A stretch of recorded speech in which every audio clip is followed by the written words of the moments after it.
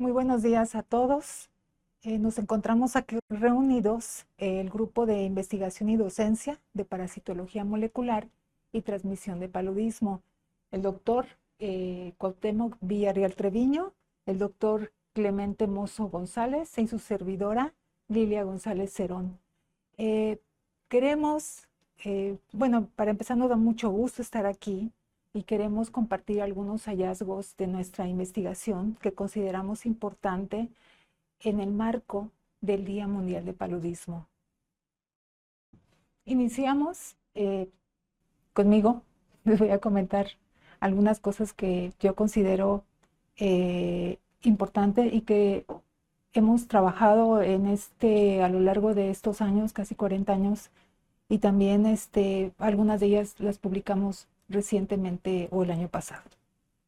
Bien, cuando hablamos de paludismo, me gusta mucho mostrar cómo se extendía esta transmisión en todo el mundo. Vemos, es tremendo, ¿no? O sea, prácticamente todas las zonas tropicales, subtropicales y algunas zonas que son templadas, pues estaban infestadas. Vemos aquí que hay cambios en cuanto a los años y la extensión del paludismo. 1990, donde vemos que está prácticamente en todo el mundo, para entonces ya sabíamos o ya se había descubierto que el parásito se encontraba en la sangre infectando los eritrocitos. Un descubrimiento de Laveran en 1980. Aquí podemos ver algunos de sus dibujos que él hizo a mano. Pero también ya se sabía que el vector eran mosquitos los que transmitían la enfermedad. Sin embargo, como vemos, tomó muchos años poder desarrollar los métodos de control y de atención de pacientes. Y bueno, nosotros hemos trabajado con Plasmodium vivax en México y es de los que les voy a hablar un poco.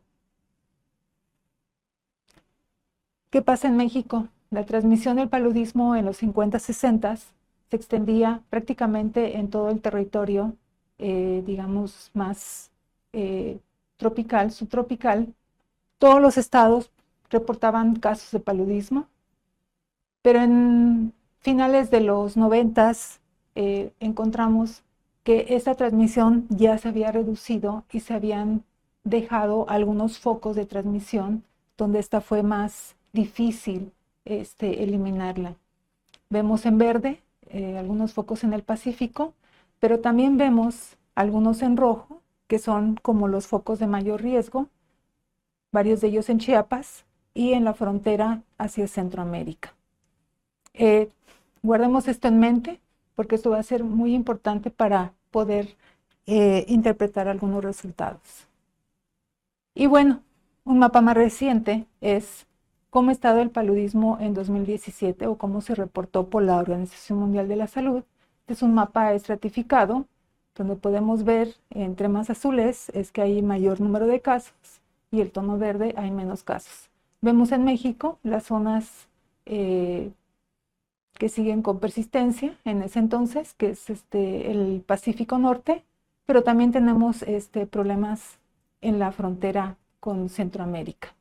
Y bueno, si observamos los datos de los casos que se han reportado para los diferentes estados de México, vemos aquí estas gráficas cómo han fluctuado desde el 2009 hasta el 2024. Y bueno, ahí podrán ver las barritas cuando había más casos, cuando había menos, pero quisiera resaltar que ha habido a lo largo del tiempo brotes y incremento de casos, como fue en la parte de aquí, en Chihuahua, como en el 2017 hubo un incremento importante de casos. Estos son los diferentes estados que ha habido transmisión: Sinaloa, Durango, Nayarit. San Luis Potosí no reportaba casos y en el 2017 los reporta. Vemos que en Oaxaca también ya se había eliminado la transmisión. Hubo 7 años que no se reportaban casos y en 2022 se reportan casos nuevamente. Vamos a Chiapas, donde tenemos más de una zona afectada. Pero en este, donde marca la flechita, en realidad ese incremento importante de casos ocurrió en la zona de Ocosingo y Palenque, o la región Lacandona. Y si vamos a Campeche, Tabasco y Quintana Roo, pues también tenemos algunos brotes ahí importantes. Pues bien, o más bien, en la anterior, les quiero mostrar el puntito este rojo que está aquí marcado, que es donde se ubica el Centro Regional de Investigación en Salud Pública. Guarden en mente ese rincón de México, porque precisamente los mapas son de esa región. Ahora, ¿qué tenemos aquí? En este primer mapa tenemos la región de Tapachula, que es un municipio grande, que va desde la costa hasta la montaña, y hay varios municipios ahí aledaños, y la frontera con Guatemala. Estos puntos rojos nos están indicando las localidades que se reportaron positivas en los 2000, y el tamaño del círculo nos habla de el número de casos. O sea, entre más pequeño, menos casos, y más grande, más casos. Ahora, ¿qué pasaba en esta región, verdad? Cuando nosotros estábamos aquí trabajando. Pues en la parte de la costa teníamos abundantes mosquitos que son llamados Anopheles albimanus, y en la montaña abundaban más los Anopheles pseudopuntipenis, dos tipos diferentes de mosquitos. ¿Qué pasaba con los parásitos que estaban afectando a estas personas de toda la región? En la costa y la montaña, nosotros en ese momento hacíamos infecciones experimentales donde le dábamos la sangre de un paciente a estos dos mosquitos y revisábamos cómo se infectaba esos mosquitos con esa sangre. Y lo que encontramos es que los parásitos o los pacientes que venían de la costa tenían parásitos que infectaban a Anopheles albimanus en alto grado, pero no infectaban Anopheles pseudopuntipenis, el vector de la montaña. Mientras los parásitos de la montaña producían alta infección en el vector de la montaña, pero no tan alta en el vector de las costas, y así les queremos llamar. Entonces, eso nos llamó mucho la atención, porque entonces ya nos daba una señal de que probablemente los parásitos tenían características distintas por su comportamiento en cuanto a la infección. Y bueno, eso nos llevó a realizar varios estudios, y uno de ellos fue el estudio genético, analizando varios marcadores moleculares, y podemos observar en el mapa de al lado cuáles fueron esos resultados más importantes, ya que también está graficado o mapeado las localidades de donde procedían esos parásitos y cuál fue el resultado molecular. Entonces aquí podemos ver rojos, esos puntos rojos nos marcan que esos parásitos que provenían de la costa y que eran muy infectivos al vector de la costa eran distintos de los parásitos de la montaña, que producían alta infección en el vector de las montañas, pero no en el vector de la costa. Ahora, analizando los tres marcadores, vemos estos circulitos. Estos son diferentes tipos moleculares dado por esos tres marcadores. Y esos tipos moleculares son distintos al tipo molecular que encontramos en los parásitos de la costa, que es el que está aquí abajito. Entonces, eso también nos hablaba de que sí estábamos lidiando con diferentes tipos moleculares del parásito y que tenían diferente comportamiento. Pero además era muy interesante porque es muy raro encontrar esta situación en alguna zona afectada, donde veas claramente esta estructura de los vectores y esta estructura parasitaria, y que te permita ver estas diferencias en cuanto a la, compatibilidad que hay del parásito o de un genotipo del parásito con una especie del vector. Guardemos esto en mente, porque lo que viene les voy a decir o tiene que ver con estos resultados, y que además recuerden que es una zona el puntito más al sur de México, pero la transmisión del paludismo pues viene ocurriendo también en otros sitios. Y la pregunta era, bueno, ¿qué genotipos del parásito circulan en esas otras zonas geográficas y qué tanta, digamos, relación se encuentra con respecto al su comportamiento que encontramos aquí en el sur de México? Y nos vamos a enfocar en esos 3 marcadores también que estamos mostrando aquí y guardemos cuáles genotipos son los que encontramos en el sur de México. Pues bien, este es el trabajo que el título en español nos habla de la dinámica poblacional de Plasmodium vivax en México, determinada por el análisis del polimorfismo de 3 marcadores moleculares, que no es muy importante saber cuáles, sino simplemente que sí hay variación. Este trabajo fue publicado el año pasado, en el 2025, y también es importante resaltar la parte de la colaboración, porque muchas veces esa parte como que no se ve tan clara. Ok, se genera una idea, se consiguen recursos, porque si no, pues no se pueden hacer las cosas. Se involucran algunos estudiantes, hay personal de laboratorio que tiene que trabajar en la parte de las técnicas moleculares, la colaboración institucional, porque para hacer este trabajo fue una colaboración con el Instituto Nacional de Diagnóstico y Referencia Epidemiológico de México, también con el Centro Nacional de Diagnóstico y Referencia de Nicaragua, también otras personas que colaboraron en el análisis de los datos y en conjunto pues con generar este artículo científico. Y bueno, tengo 2 diapos para mostrar todo este estudio. Esta es la primera acerca de qué fue lo que hicimos, para que se vea, hay veces, a qué tenemos que recurrir, ¿no? Vemos aquí el mapa de México y se están señalando los sitios geográficos de donde procedían las muestras. O sea, son los focos de transmisión que ya vimos en el mapa, con casos aquí en el norte, entre Sinaloa y Chihuahua, más abajo, Nayarit, Jalisco y Durango. Bajamos a un foco que está en Pochutla, Oaxaca, y de ahí nos vamos hacia el foco que está en Ocosingo y Palenque, en la región Lacandona. Estos datos de aquí son las que ya les mostré, los del sur de México, de este puntito muy, muy lejano o muy al sur. Y también, pues, incluyeron muestras de lo que es la región de Nicaragua. Ahora, vuelvo a repetir, es analizando estos 3 marcadores que tenemos aquí. ¿Qué usamos de esas zonas geográficas de México? Es muy difícil ir allá, muestrear, conseguir las muestras. Sería muy costoso y sería además casi imposible tener ese material. Por eso es la colaboración donde conseguimos estas laminillas que el programa acumula después de hacer el diagnóstico y el registro de casos, se guardan y son muy útiles para poder hacer otras investigaciones. Pues el grupo de muestras que hicimos fue del 2010 al 2012, o sea, un periodo de 3 años. Algunos ya han utilizado este tipo de muestras para hacer análisis genéticos de los parásitos de Plasmodium. Sin embargo, nosotros lo llevamos a un nivel poblacional.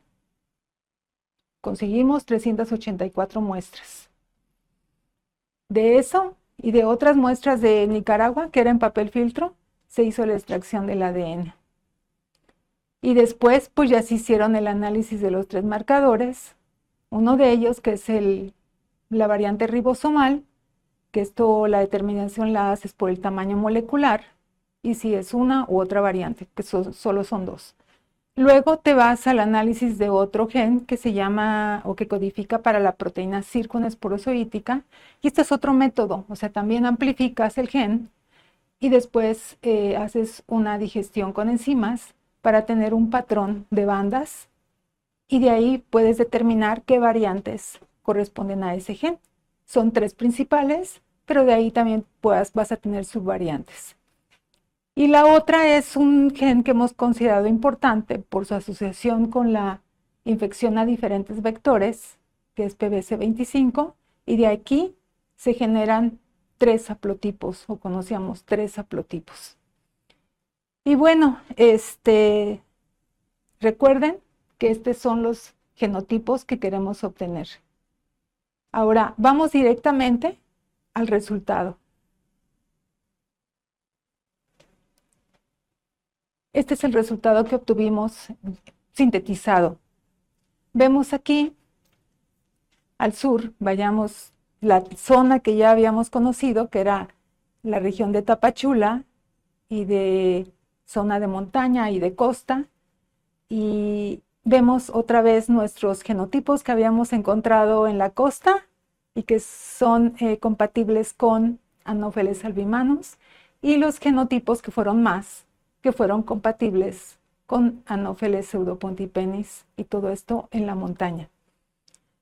Echemos vistazo a este tipo molecular que está aquí, que ya lo habían visto antes, ¿sí? Este circulito que tiene estas rayas gruesas.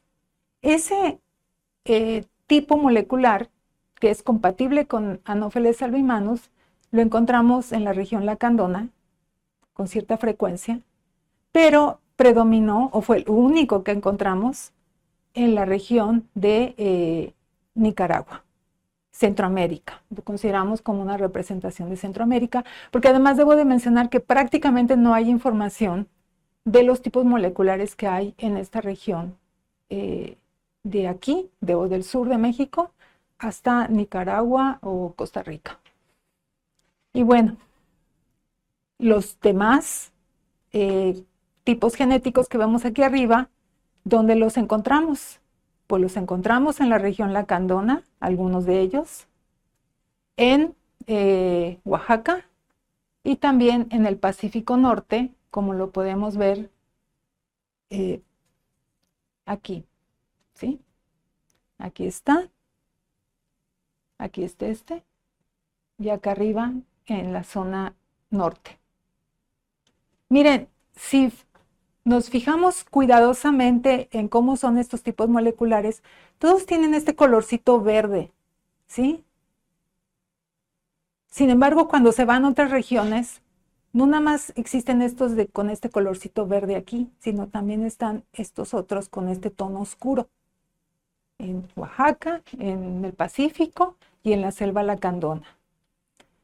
Aquí la reflexión es ver que sí en otros lugares de México, después de que la transmisión se focalizó, de seguro se quedaron algunos haplotipos de los que eran más frecuentes en esa región, se diversificaron y se, digamos, hicieron muy frecuentes o sobrevivieron en esa región. Otros menos frecuentes de seguro fueron eliminados al reducirse la transmisión. Pero si vemos aquí en el Pacífico, se ha encontrado que el vector principal es Anopheles pseudopontipenis hasta Oaxaca, toda esta región. Ahora decimos, si aquí en Tapachula, en la montaña, tenemos estos genotipos compatibles con Anopheles pseudopontipenis, ¿por qué no tenemos los otros que son prevalentes en los demás focos de transmisión? Es una buena pregunta. ¿Qué pasó ahí? ¿Llegaron? ¿No llegaron? ¿O llegaron, pero no se pudieron transmitir porque no había esa susceptibilidad del vector? ¿Cuándo hubiéramos supuesto que sí? Porque aquí prevalece Anopheles pseudopontipenis. Es una pregunta que queda ahí al aire y que valdría la pena, no sé si algún día tengamos una respuesta, pero es importante ver cómo sí hay genotipos diferentes en otras regiones, y la selva lacandona es una región muy rica en genotipos, hay mayor diversidad y probablemente algunos se movieron, no sabemos si de esta región o del Pacífico, hacia este punto de la región de Tapachula, porque es donde encontramos menos diversidad. Y bueno, es importante también reflexionar, regresando a otra figura, a esta figura, cómo ha estado el paludismo en la región, de dónde salió, cómo se dispersó y qué es lo que encontramos en cada una de las regiones, porque ya hay información, no tanta como quisiéramos, pero sí ya hay información de los tipos moleculares de Plasmodium vivax. Pero aquí me llama la atención esto. En Estados Unidos hubo transmisión, mucha transmisión en esta zona, donde coincide el vector Anopheles pseudopuntipenis con otras especies que son del mismo grupo, digamos, pero no hay información de los tipos genéticos de los parásitos de esta región. Entonces no hay manera de saber estos parásitos que son exclusivos o parecen ser exclusivos de México. No se comparten con el resto de América hasta la información que ahorita se ha generado. Tal vez del norte, tal vez de Europa, tal vez son más ancestrales de la época precolombina, pues no lo sabemos.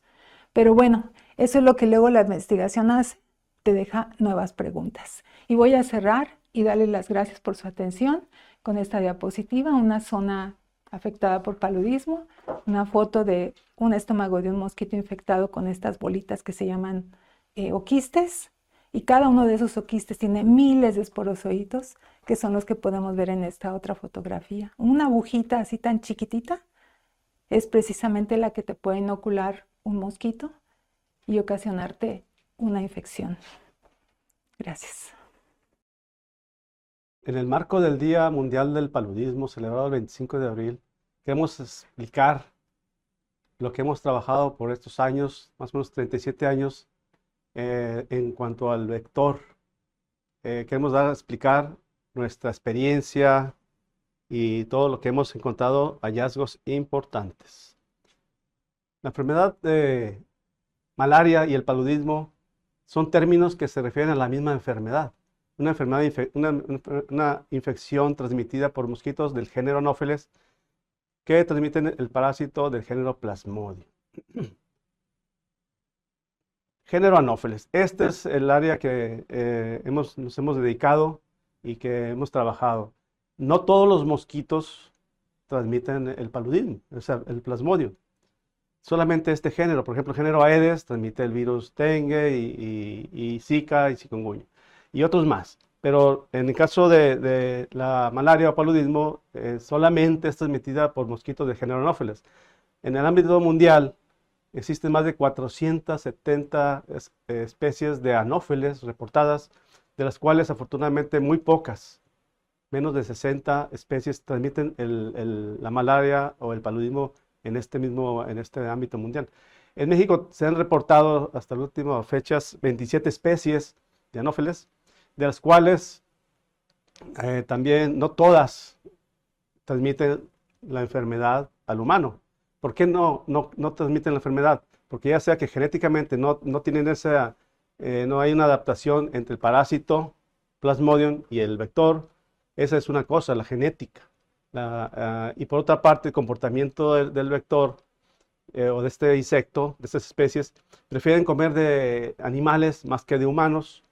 Entonces no va a haber ese contacto vector humano que transmite para que se lleve a cabo el ciclo de vida del mosquito, del parásito Plasmodium, perdón.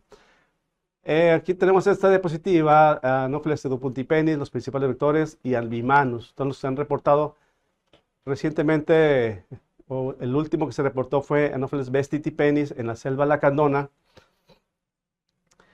Y aquí pongo yo Anopheles darwinii. ¿Por qué darwinii? ¿Por qué lo pongo ahí?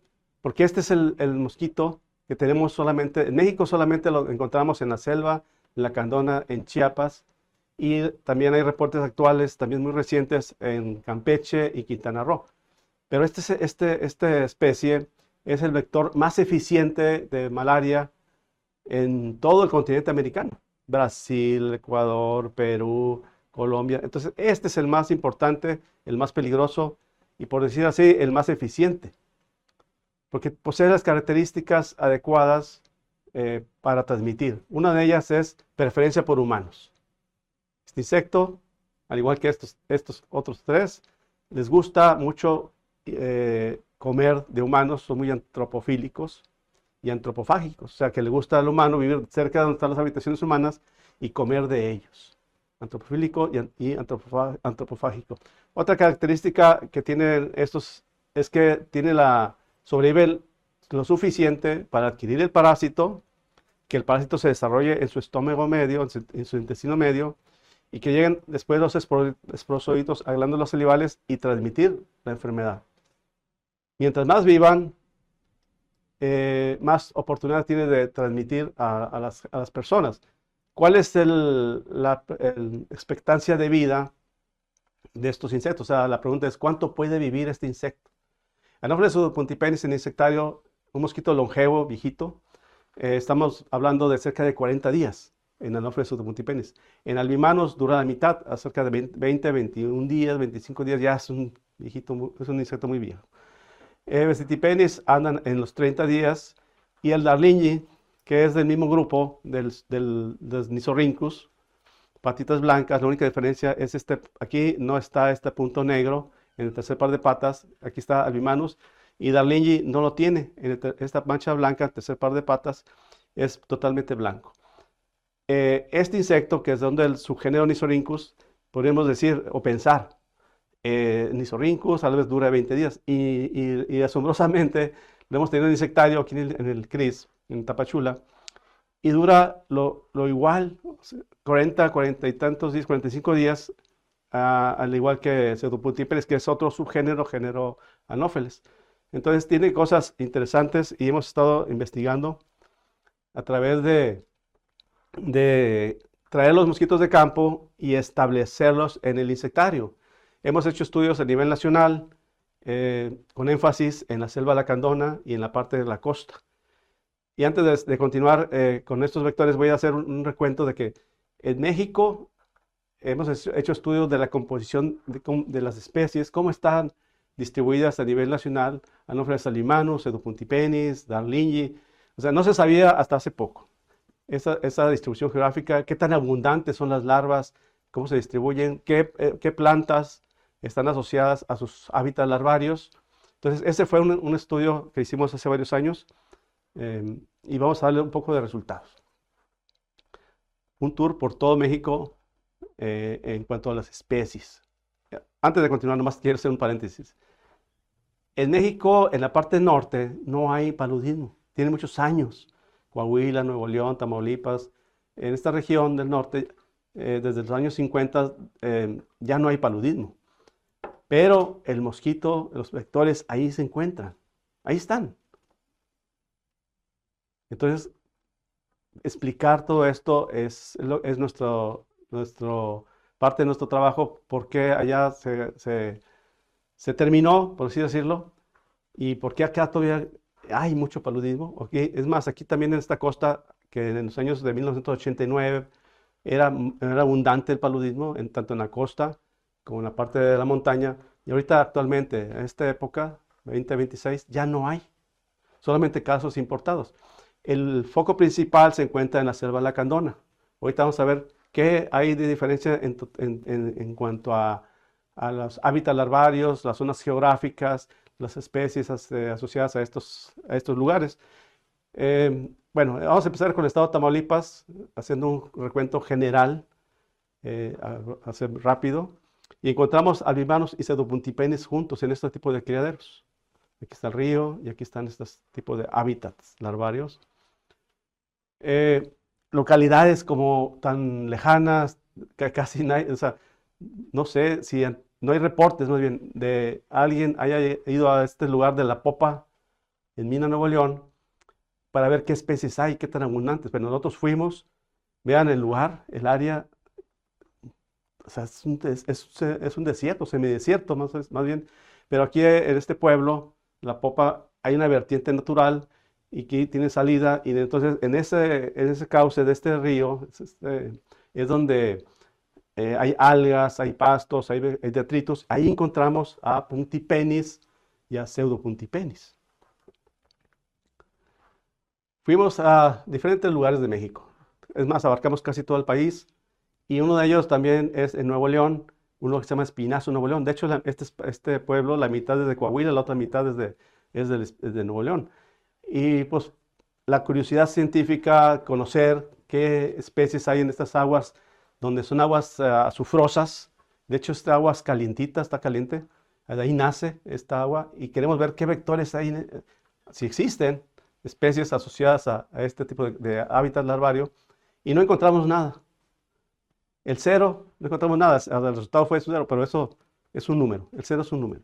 Y entonces no lo encontramos, ninguna especie. Nuevo León, volviendo al estado de Nuevo León, la ex hacienda El Muerto de Mina, pues está seco, vemos, totalmente seco esta área, pero atrás de esta es una zona arqueológica. Bueno, hay un río donde hay algas y ahí encontramos alta abundancia de Anopheles pseudopuntipenis y al mismo tiempo en la especie puntipenis. Coahuila.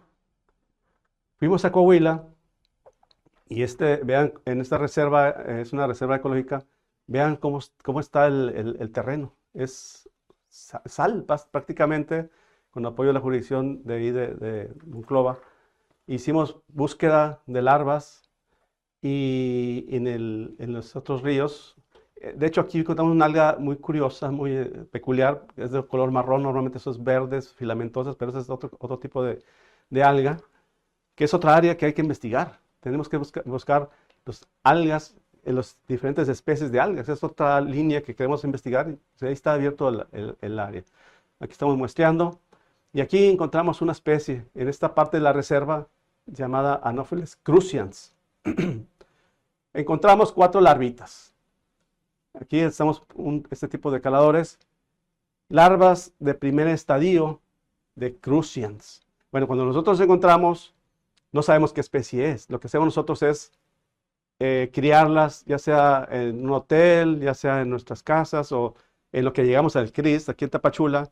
Vamos criándolos, o vamos dándole de comer a las larvitas para que desarrollemos el adulto. Y ya en el adulto lo identificamos con características morfológicas, con claves taxonómicas de adulto.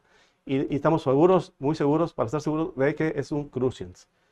Pero también encontramos en este tipo de hábitat, en Cuatro Ciénegas, a Anopheles puntipenis. ¿Sí? También andamos por el estado de Chihuahua y en una zona de Mapimí, zona del silencio. Y encontramos en esta parte, es un abrevadero donde pues, ahí es el agua de ganado, de caballos, algunas vaquitas. Ahí encontramos una alga con larvas de Anopheles franciscanos y Anopheles pseudopuntipenis, juntas, ahí estaban las dos. Y pues también aquí nomás ponemos, donde hay, es una zona donde tenemos unos nopales autóctonos ahí, endémicos, únicos en el mundo. De ahí nos vamos a enfocar en la región de la selva lacandona. En este tipo de ambientes hemos trabajado por muchos años.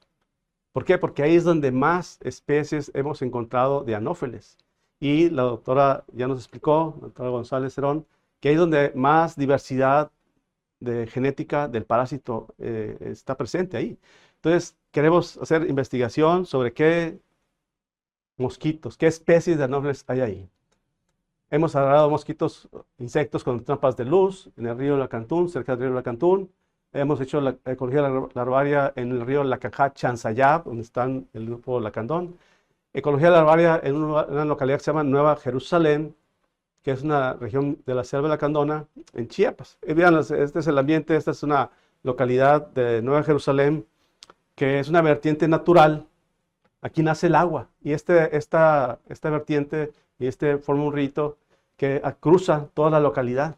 Es agua cristalina, limpia, poca corriente, que acumula mucho detritus, aquí lo vemos, hojas secas, y hay pasto junto con algas. Entonces, todo esto en este hábitat es propicio para el desarrollo de larvas. ¿Por qué? Porque por un lado le dan comida, este tipo de algas, pero al mismo tiempo lo protegen de los depredadores, ya sean odonatos, efemerópteros o los inmaduros de las ranas, los renacuajos.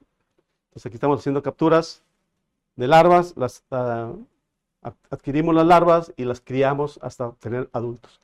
Es una Anopheles pseudopuntipenis, es una pintura al óleo. De de Anopheles pseudopuntipenis, que es la especie que a nivel nacional es la más abundante en México. Y esta podemos considerar, por su abundancia y distribución geográfica tan amplia, es el número 1, el principal vector en México, seguido de Anopheles alimanus, que está distribuido en lo que es la litoral del Pacífico y del Golfo, incluyendo la península de Yucatán, que aunque en la península de Yucatán, tierra de baja elevación, se encuentra, vamos a decir, está el pasto, baja elevación, podemos pensar en Anopheles alimanus, pero está el pasto junto con alga, y ahí está también Anopheles pseudopuntipenis, lo que es en la península de Yucatán.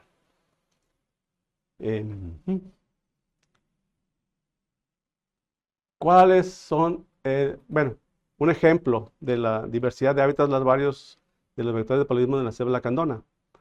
Anopheles alimanus, pastos, con poca detritus, pero están siempre con sol. Encontramos esto. Vestipenis es un poco complicado, difícil, por no decir otra palabra, para encontrar Vestipenis en la selva lacandona, pero lo encontramos en un arroyo a un lado de la carretera.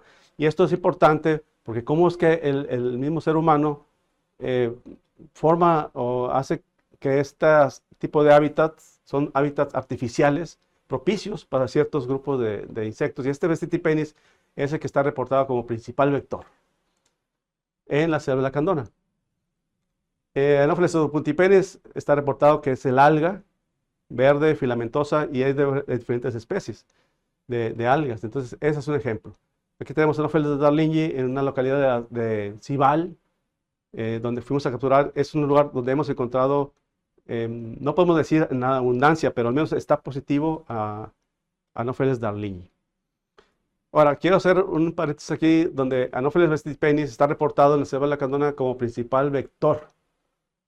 Anopheles darlingi, vestipenis. Entonces, cuando leemos estos artículos, fue un artículo que salió en el 1991, y pensamos, es que Vestipenis es el principal vector de la selva, pero la selva es muy grande. Ellos trabajaron en la parte baja, nuestros investigadores, Pico de Oro, cerca de un lugar que se llama Las Guacamayas, pero la selva abarca desde Ciscao, Nueva Jerusalén, Nueva Chihuahua, sigue subiendo Benemérito, y luego la Caja Chansayal, la Caja Central, llega hasta Santo Domingo, hasta Chancalá, cerca de Palenque. Todo esto es una zona muy amplia de la selva lacandona que hay que investigar. O sea, no nos podemos casar con una idea, porque un artículo dice, aquí el principal vector de la selva lacandona. La selva lacandona es muy amplia. Entonces, y está presente Albimanus, está presente Pseudopuntipenis, está presente darlingi en la selva lacandona.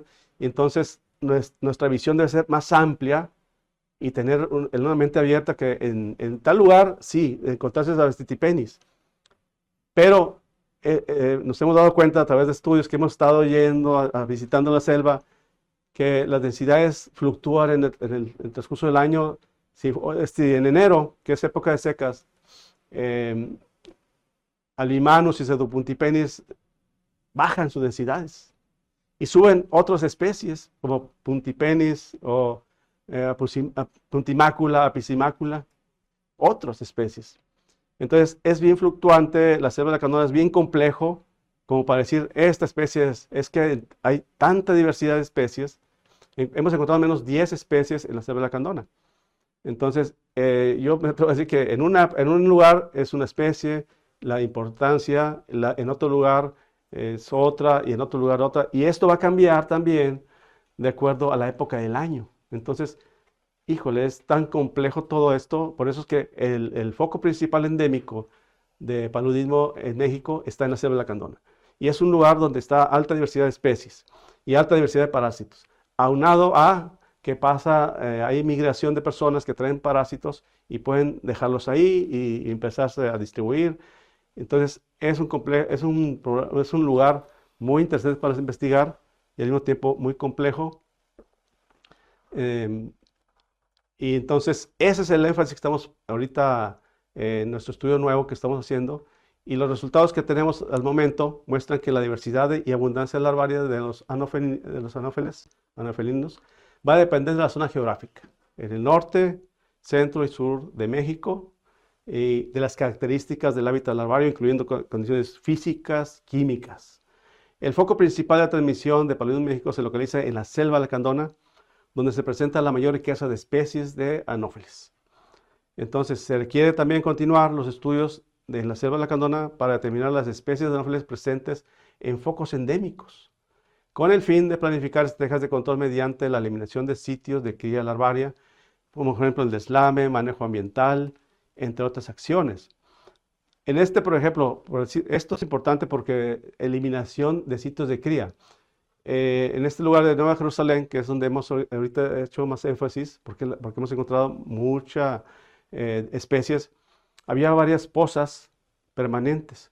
Entonces, en pláticas con las autoridades de ahí, se han eliminado, o sea, se han tapado, porque no tiene caso que estén ahí. Es un lugar donde hemos encontrado hasta 1000 larvas en esta parte, o sea, 1000 larvas de Pseudopuntipenis, pero ahorita ya están tapados. Bueno, manejo ambiental. En el caso de donde nace la vertiente, hay muchos detritos, hay algas, entonces hay que quitarlas de las orillas, no hacer, solamente quitarlas. Con eso ya hay corriente, no sé, las larvas se ven desprotegidas y se les lleva el agua. Alguien, por ejemplo, alguien opinar, ¿por qué no le pones un larvicida a estas zonas? Imagínense, poner un larvicida aquí. Ecológicamente no es factible. Al mismo tiempo que estábamos sacando larvas, encontrábamos camarones, encontrábamos unas que le llaman piguas y otros organismos benéficos como los odonata, los efemerópteros, entre otras especies de insectos que son benéficos. Entonces, aplicar insecticidas en esta zona ecológicamente no es factible. Entonces, tenemos que hacer manejo ambiental, sobre todo. Entonces, irnos a esas localidades donde hay positividad o sea, paludismo endémico y ver qué especies de anófeles hay ahí y hacer esto último, estrategias de eliminación de larvas. Deslame es tiene mucho efecto positivo, quitas la larva se ve desprotegida, no tiene que comer y se muere. Manejo ambiental también, ya vemos que se tapan los pozas o lagunitas y entre otras cosas que hay que hacer. Otro también podría ser el uso de pabellones impregnados para que la gente se proteja en la tarde y noche. Se está oscureciendo, ahí entran los anófeles, ingerir sangre. Entonces, esas son medidas amigables con el medio ambiente. Vean lugares tan preciosos. Entonces, no se puede pensar en aplicar insecticidas. Nada de eso. Entonces, para poder terminar este foco endémico principal en México, que es la selva lacandona, se requiere uso de una red de conocimientos donde incluye la parasitología, incluye métodos moleculares, entomología, y entonces entre todos, multidisciplinariamente hablando, se va a lograr este fin, estrategias de control. También en este estudio, que es el estudio que tenemos actualmente financiado por el CCITI, se titula Bionomía, Ecología Larvaria y Resistencia a Insecticidas de los Vectores de Paludismo en el principal foco endémico de México, con miras a su eliminación, del cual soy responsable. Entonces aquí está el número. Tenemos ese proyecto ahorita en proceso y también incluye algo importante, el uso de drones. En este proyecto vamos a usar drones para ver la localidad positiva, donde hay paludismo endémico que está circulando por ahí el parásito, y ver qué criaderos hay ahí, qué hábitats larvarios y cómo poder ir sobre ellos. Manejo ambiental, ya vemos cómo vamos a manejar esto. Al mismo tiempo, desde el punto de vista parasitológico, pues hay que buscar pacientes, la seropositividad, eso es otro grupo de personas que van a buscar los pacientes, darles su tratamiento. Entonces, eso es lo que estamos haciendo. Y el grupo de investigación y docencia de parasitología molecular y transmisión de paludismo, aquí estamos el grupo, y con ustedes voy a dejar la palabra al doctor Clemente Mozo González. El paludismo es una enfermedad causada por parásitos del género Plasmodium. Estos son transmitidos por mosquitos del género Anopheles. En México, el parásito más predominante es Plasmodium vivax, el cual tiene una particularidad muy interesante, que es permanecer latente o dormido en el hígado, que puede reactivarse unos meses u años después. En los últimos años En la frontera sur de México se han reportado la mayor parte de casos, más del 95%. Y muchas de estas personas no presentan síntomas. Esto nos puede, sumado a que tenemos parásitos en hígados dormidos, nos puede generar recaídas y complicar su eliminación. Bueno, entonces, ¿cuáles son los síntomas más comunes del paludismo? Los síntomas más comunes son fiebre alta, comúnmente siempre cíclica, puede ser intermitente, escalofríos intensos, sudoración, dolor de cabeza, cansancio extremo. No obstante, también pueden presentarse náuseas, vómitos, dolores musculares, los cuales en zonas de baja incidencia, como la frontera sur de México, pueden confundirse con gripe.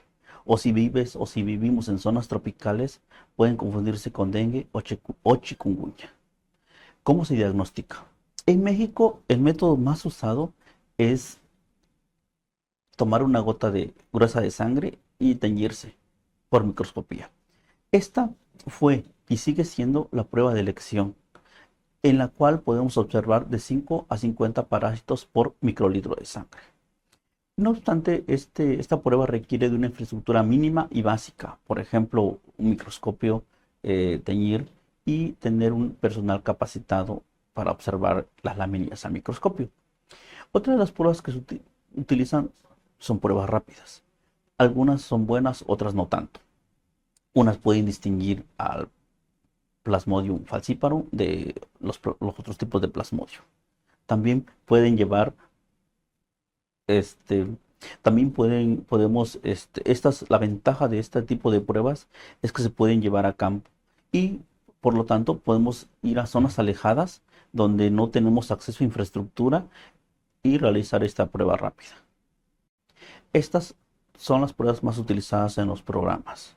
No obstante, en etapas de eliminación del paludismo o zonas de baja incidencia se tienen que usar métodos más sensibles para poder detectar parasitemias bajas desde un microlitro en sangre. El grupo al cual pertenezco se está implementando técnicas para el diagnóstico, una de las cuales es el serodiagnóstico. Con esto podemos detectar personas que tuvieron exposición a la infección y por una u otra razón no se detectaron por los métodos anteriores, que esos pueden ser asintomáticos o con parasitemias muy bajas. Estas son contramoléculas de fases sanguíneas del parásito y nos permite detectar anticuerpos de exposición reciente, no más de 6 meses. Y también se han implementado pruebas moleculares y en las cuales podemos ver o observar hasta menos de un parásito por microlitro. Ya que tengo el parásito, ¿cuál sería el tratamiento? Bueno, aquí les pongo una imagen del ciclo de vida del parásito. Y lo que quiero hacer énfasis es que tenemos una fase hepática y una fase sanguínea. Entonces, esto quiero que nos quedamos claro. En México, se utiliza un tratamiento combinado de cloroquina y primaquina. La cloroquina puede ser en dosis única o distribuida en dosis por 3 días. Esta nos elimina parásitos que están en sangre. Y la primaquina tiene una característica que se acumula en hígado. Entonces nos va a ayudar a eliminar los parásitos que estén en sangre y también los que estén en hígado en forma de hipnozoitos. Comúnmente puede ser entre 7 y 14 días. Nuestro grupo de investigación ha reportado con ensayos clínicos que la dosis combinada de cloroquina y primaquina en 14 días es más efectiva. En México estamos en vía de eliminación del paludismo, pero tenemos retos. ¿Cuáles son de estos? Uno de ellos es detectar los casos asintomáticos y tratar adecuadamente para evitar recaídas. Y algo muy importante, mantener una vigilancia activa de casos, tanto importados como autóctonos.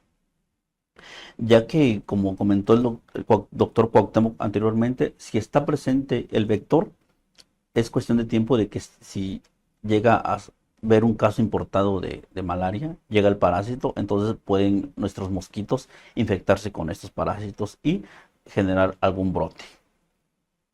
Entonces nosotros, ¿qué podemos poner atención a estos casos importados?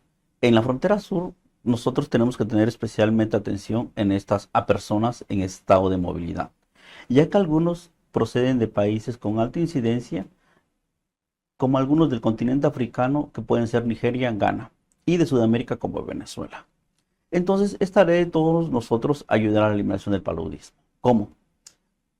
Iniciar principalmente evitar la picadura de mosquitos, usar pabellones, repelentes, eliminar criaderos, buscar atención médica si llego a presentar alguno de estos síntomas y si fui diagnosticado, seguir el tratamiento por los días recomendados. Gracias por su atención. Bueno, pues yo les quiero o les queremos agradecer su atención. Esperemos que esta información que hemos compartido sea de su interés y que haya generado por ahí también alguna curiosidad sobre saber más sobre el paludismo y su transmisión. Eh, Gracias nuevamente y cuídense mucho.